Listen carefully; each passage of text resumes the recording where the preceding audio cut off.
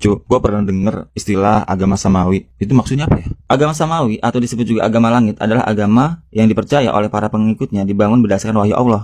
Beberapa pendapat menyimpulkan bahwa suatu agama disebut agama samawi jika mempunyai definisi Tuhan yang jelas, mempunyai penyampaian risalah nabi atau rasul, mempunyai kumpulan wahyu dari Tuhan yang diwujudkan dalam kitab suci. Nah, pengelompokan agama samawi ini terdiri dari agama Yahudi, Kristen, dan Islam. Sebenarnya ada lagi sih istilah agama ardi.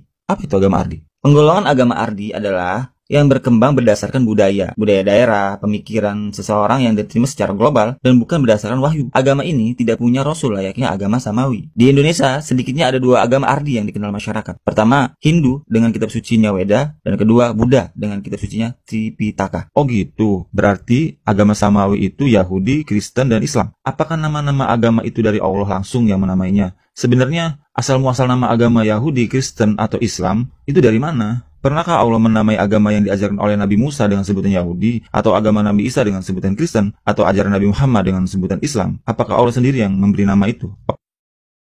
Oke, kita bahas satu-satu ya. Faktanya, jika merujuk pada Taurat, Allah tidak pernah menamai agama yang diajarkan oleh Nabi Musa dengan nama agama Yahudi. Yahudi sendiri berasal dari nama anaknya Yakub yang bernama Yehuda bin Yakub. Yakub sendiri memiliki 12 anak, namun hanya keturunan Yehuda dan Benyamin yang bertahan. Selebihnya disebut dengan 10 suku Yahudi yang hilang dan masih menjadi misteri hingga sekarang. Keturunan-keturunan Yehuda ini kemudian mengikuti keyakinan dan hukum agama yang dibawakan oleh Musa dan Tauratnya, sehingga mereka memiliki aturan agamanya tersendiri. Sehingga yang dimaksud dengan agama Yahudi atau yang disebut Judaism adalah keyakinan dan hukum agama yang dianut oleh orang keturunan Yahudi. Dan seseorang yang disebut Yahudi harus memiliki silsilah keturunan hingga Yehuda ben Israel. Itu juga berarti kita tidak bisa memeluk agama Yahudi karena agama Yahudi adalah keyakinan bersifat kesukuan atau kebangsaan. Itu sebab pula populasi Yahudi di dunia tidak meningkat secara signifikan. Dengan begitu, dapat disimpulkan bahwa agama Yahudi bukanlah nama yang diberikan Tuhan, melainkan nama sebuah bangsa, dan Yahudi sendiri merujuk kepada keyakinan yang dianut oleh orang-orang keturunan Yehuda bin Israel.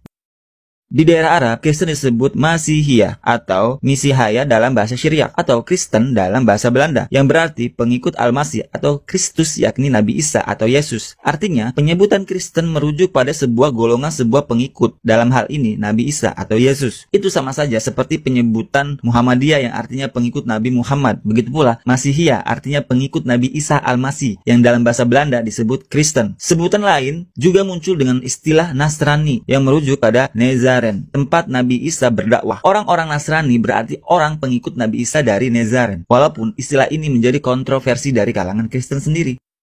Itu, bagaimana dengan agama Islam? Berbeda dengan Islam.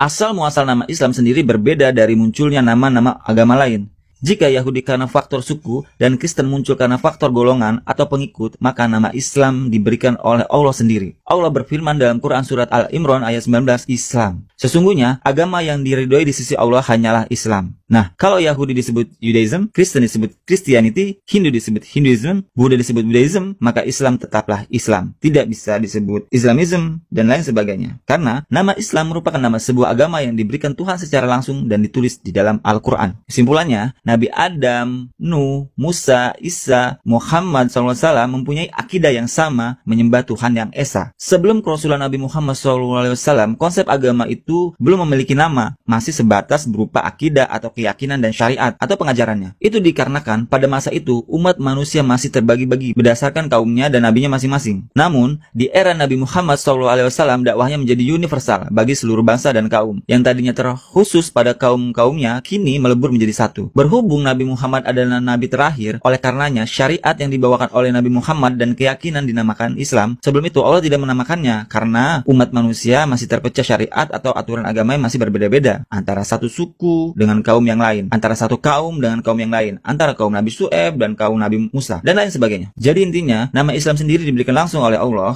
Seperti yang gue bilang tadi, Allah berfirman dalam Al-Quran surat Al-Imran ayat 19, sesungguhnya agama yang diridhai di sisi Allah hanyalah Islam.